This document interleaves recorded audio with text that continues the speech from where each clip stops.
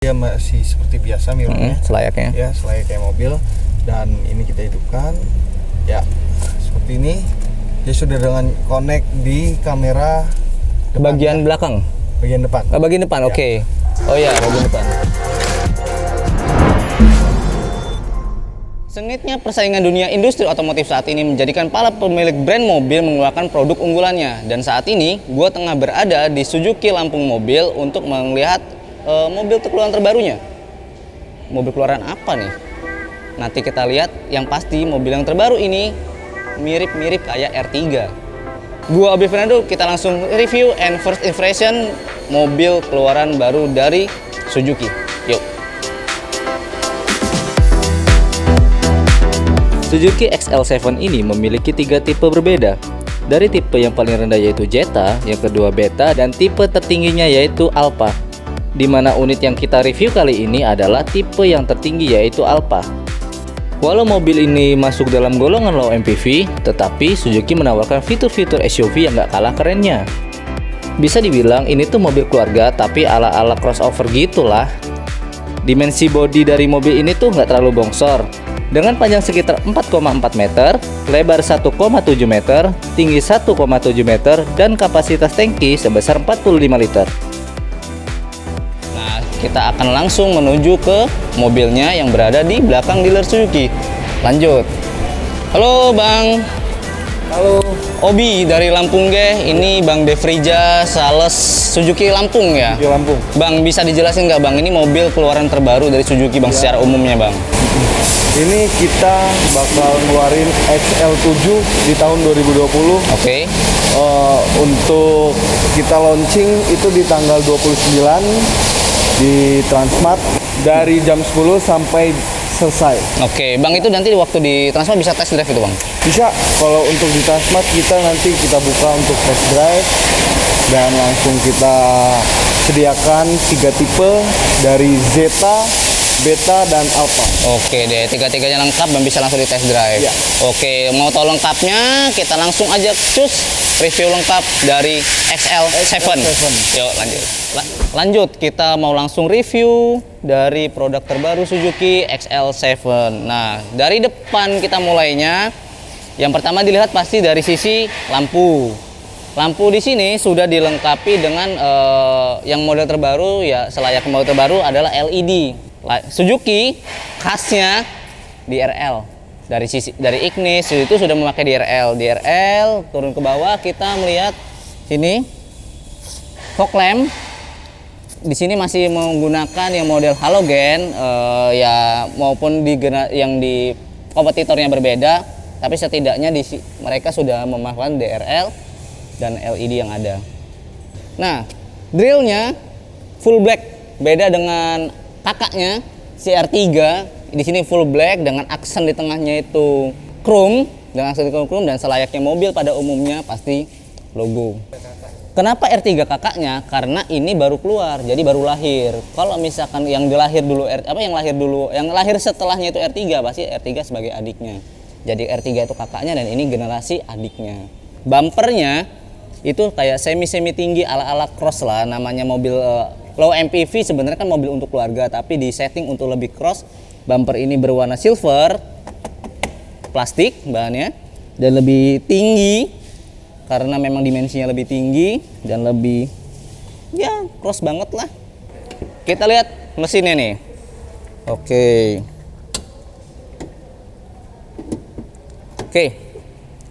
Mesin dari XL7 itu tidak jauh berbeda dengan Suzuki R3. Nah, karena di Suzuki R3 dan mesin di sini sama dengan kapasitas cc itu 1500. Bisa dilihat di dalamnya langsung. Di sini tuh banyak ruang.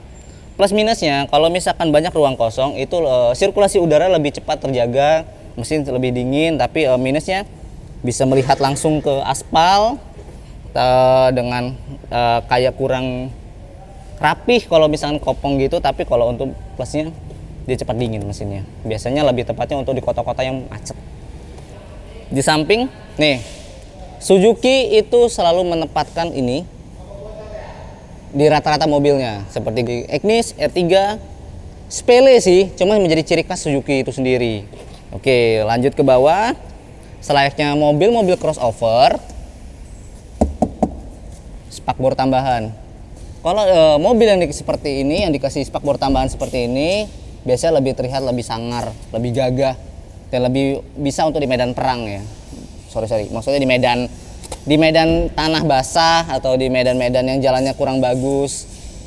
Nah, untuk sisi velg, mobil XL7 ini memiliki ban dengan ukuran 195/60 dengan ring velg itu 16 inci. Generasi sebelumnya untuk R3 itu 15 inci, jadi XL7 ini lebih besar 1 inci dari generasi sebelumnya. Oke, di atas ini ada roof rail, tapi Suzuki menyebutnya itu muscular roof rail. Nah, cukup kuat tuh, mobilnya nggak goyang, cukup kuat. Bahannya stainless dengan sudah di warna silver. Ke belakang, lanjut. Di Suzuki SL7 juga kita mendapatkan spoiler, dan spoiler ini langsung dari Suzuki Sport. Dari Suzuki Sport, spoilernya keren. Menurut gue ini keren. Ini sama dengan yang ada di R3 Sport. Karena ini adiknya pasti nggak jauh beda dengan kakaknya, mirip-mirip gitulah. Lanjut, di belakang sudah dilengkapi dengan lampu rem. Jadi lampu remnya ada 3 sisi, kanan kiri tengah, di atas bagian. Ya ini semprot-semprotan air untuk wiper di bagian belakang. Di bawah ini ada tarikan garis panjang dan finishing dari warna black glossy. Oke, ini kebetulan ada garis-garis berwarna kuning. Ini untuk meminimalisir panas matahari. Jadi suhu di dalam mobil sendiri lebih terjaga, lebih dingin karena garis-garis ini diklaim bisa meminimalisir dari panas matahari di luar ruangan. Lanjut. Dan lampu, di sini ada lampu tarikan garis LED. Ketika direm itu menyala, keren. Kalau dilihat secara tidak langsung ya tidak jauh sama berbeda dengan sebelumnya R3 karena memang masih saudaraan. Dan sini ada lampu sen dan lampu mundur. Menariknya di Alfa ini beda dengan R3.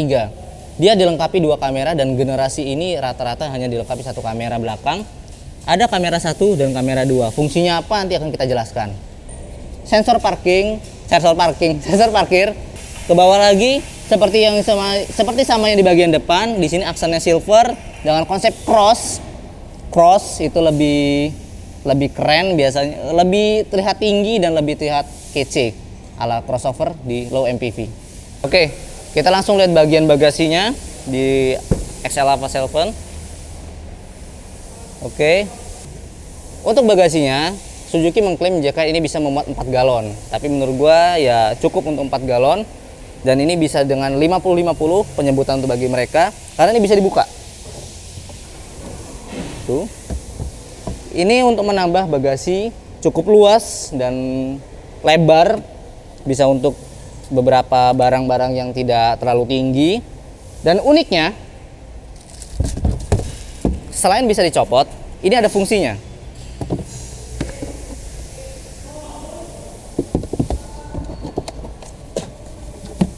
Nah, fungsi ini ketika membawa barang amis. Jadi di barang amis ketika airnya biasanya menetes-netes, itu akan masuk ke dalam celah-celah ini. Ke dalam celah-celah ini, dan dia tidak akan meresap ke dalam karpetnya. Tidak akan meresap ke dalam karpetnya. Di mobil ini juga bisa dilengkapi penutup di bagian atasnya, dan itu biasanya divariasi penjualannya untuk tidak amis itu agar tidak tersebar di dalam kabin. Bagian bangku ketiga bisa dibuka. Kalau ini terpasang, oke, kita pasang dulu rata lantai. Jadi ini bisa membantu untuk menambah bawaan barang yang lebih banyak dengan lebih luas. Jadi ya cukup sangat membantu untuk SL7 ini. Oke, kita langsung masuk ke bagian penumpang. Kita buka. Ya, low MPV pasti ada 3 baris. Baris pertama, baris kedua, baris ketiga. Nah, di XL7 juga sudah dilengkapi armrest. Bisa dibuka seperti ini. Selayaknya bos. Ya, walaupun ya memang di generasi ini tidak ada penyetelan armrest itu sendiri, tapi setidaknya XL7 sudah itu sudah ada penambahan seperti R3 di 2020 di tipe GX. Ya cukup membantu karena penyandar tangan. Di sini ada penyandar tangan bagian pintu juga. Ya, oke. Ya, di bagian tengah ini sendiri juga sudah dilengkapi AC double blower depan dan tengah dengan ada 1 2 3 percepatan di AC ini sendiri. Biasanya memang low MPV tipe tertinggi sudah double blower karena sirkulasi udara juga cukup terjaga di bagian dalamnya. Ini ada slot untuk mengecas HP, walaupun bukan USB port, tapi ini cukup membantu karena ada beberapa mobil yang belum ada di bagian tengahnya seperti ini. Adanya di depan doang. Ada yang hanya di depan doang. Headroomnya tinggi, terus legroomnya cukup. Kaki bisa diselonjorkan masuk ke dalam kursi depan penumpang. Kebetulan saya duduk di bagian tengah di kursi sebelah kiri. Untuk masuk baris ketiga, ini ada caranya. Untuk XL7 seperti ini. Simple. Ada penuas, ditarik. Set. Selesai sampai mentok. Didorong. Masuk. Mobil memang tidak terasa enak ketika berada di baris ketiga karena ruang yang sempit dengan yang terbatas, tapi di sini dengan gua tinggi tes CPNS kemarin 165,5 cm, headroomnya cukup memadai, tapi tidak seperti yang di tengah, masih terasa nyaman. Dan di sini juga sudah dilengkapi cup holder sebelah kanan, sebelah kiri, lengkapi juga sama, walaupun bukan USB port, tapi cukup membantu dengan ini. Lubang casan untuk menambah kenyamanan bagi penumpang di baris ketiga. Di mobil XL7 ini juga dilengkapi pengait. Ketika keluarga yang membawa anak bayi, ada tempat duduk bayi, bisa langsung plok masuk di sini, di kancing. Sepele, cuman berfungsi karena nggak semua mobil memikirkan hal sedetail ini.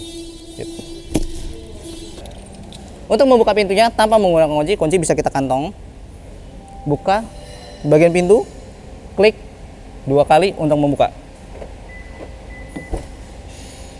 Jika ingin mengunci, klik 1 kali. Kita mau masuk dulu ke dalam XL7. Yuk. Oke. Ya, ini ada beberapa teknologi interior, Bang. Bisa dijelaskan, Bang? Ya, dari atas nih. Di tipe Alfa ya. Untuk di tipe Alfa dia ada smart mirror. Ini belum kita hidupkan, dia masih seperti biasa mirrornya. Selayaknya. Ya, selayaknya mobil. Dan ini kita hidupkan. Ya, seperti ini. Dia sudah dengan connect di kamera depan, bagian belakang. Bagian depan. Bagian depan, ya. Oke. Oh ya, bagian depan. Kita connect dengan bagian depan dan bisa juga ke bagian belakang ya. Kita bisa ukir ya. Oke. Di sini bagian belakang. Ya. Ketika kita mau parkir, kita mau lihat mobil kita ditinggal, ada kejadian apa sih sebelum sesudah kita tinggal mobil ini. Nah, ini bisa kita rekam dan kita balik, kita bisa melihat rekaman kita setelah kita tinggal apa aja sih. Misalkan ada kelecetan, siapa sih yang ngelecetin, kan bisa terekam dengan sendirinya. Oke deh, ini keren nih. Jadi ada di low MPV XL7, Suzuki XL7 itu sudah dilengkapi namanya smart mirror. Nah, smart mirror ini fungsinya nih, jadi ada fasilitas berupa kamera di bagian depan, dan bagian depan itu di bagian sini nih. Tuh, di bagian spionnya, bukan di bagian depannya, tapi di bagian spionnya itu ada seperti biasa digunakan sebagai dashboard kamera itu. Kalau dulu itu dipakai GoPro, sekarang ini udah dilengkapi di bagian mirrornya. Dan ini bisa dipindah ke bagian belakang. Di kamera tadi ada bagian belakang juga. Lalu ini bisa untuk merekam seluruh kejadian yang ada di mobil ini. Hati-hati kalian ketika ketemu XL7 bagian yang tipe Alfa, kejadian ada di sekitar di mobil ini bisa terekam melalui.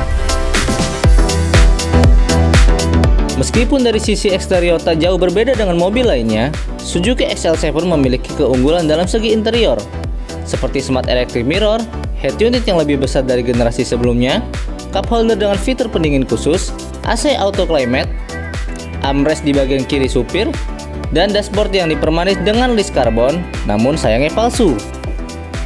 Setir di mobil ini juga sudah dilapisi kulit sintetis yang lumayan solid untuk digenggam. Tetapi sistem pengaturan setir hanya bisa diatur dengan tilt up dan tilt down, tidak bisa teleskopik.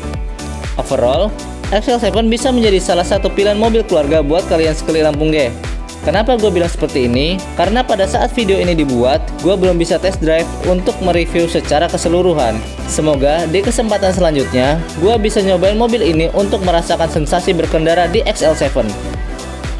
Yuk lanjut, kita mau ngomongin berapa sih harga XL7 untuk di on the road di Lampung ya? Iya. Pertama, yuk lanjut.